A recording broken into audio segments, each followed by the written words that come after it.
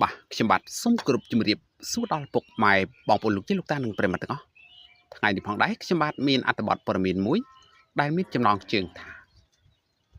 អត់បានទៅពិតជាស្ដាយក្រោយ Solo Concert Nico ពិតជាអស្ចារ្យខ្លាំង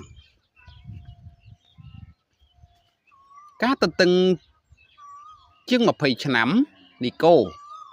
បានចេញ Solo Concert លើកដំបូង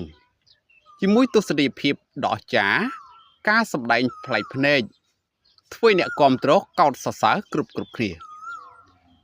សូម្បីអ្នកអង្គុយកៅអីក៏ត្រូវក្រោកឈរ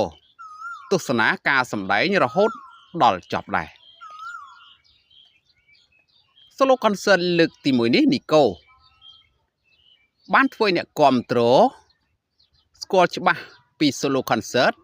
ដែលពិតជាប្លែកអស្ចារ្យខុសពីការប្រគំតន្ត្រីធម្មតាដែលអ្នកគាំទ្រធ្លាប់ទស្សនាពីមុនមកពីមួយសូរទៅមួយសូរ Nico មកទាំងភាពសង្ហាតាក់ទាញជាមួយសម្លៀកបំពាក់ fashion ប្លែកសម្លេងច្រៀងខ្លាំងពេញដោយថាមពលជាមួយបទចម្រៀងជាង40បទក្នុងនោះក៏មានវត្តមាន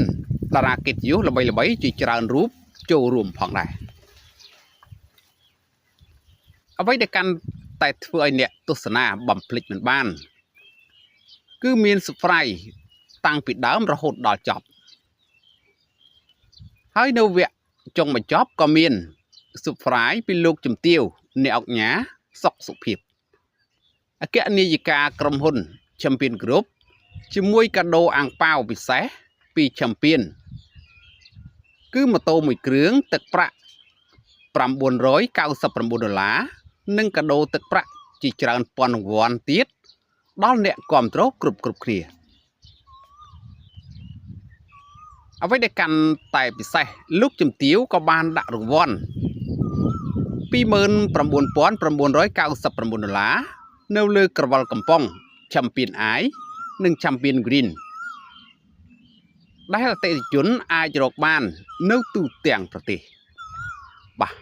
ហើយអត្ថបទព័ត៌មាននៃខ្ញុំបាទបានជម្រាបជូនខាងលើនេះក៏មានតែប៉ុណ្ណឹងសូមអរគុណសូមជម្រាបលា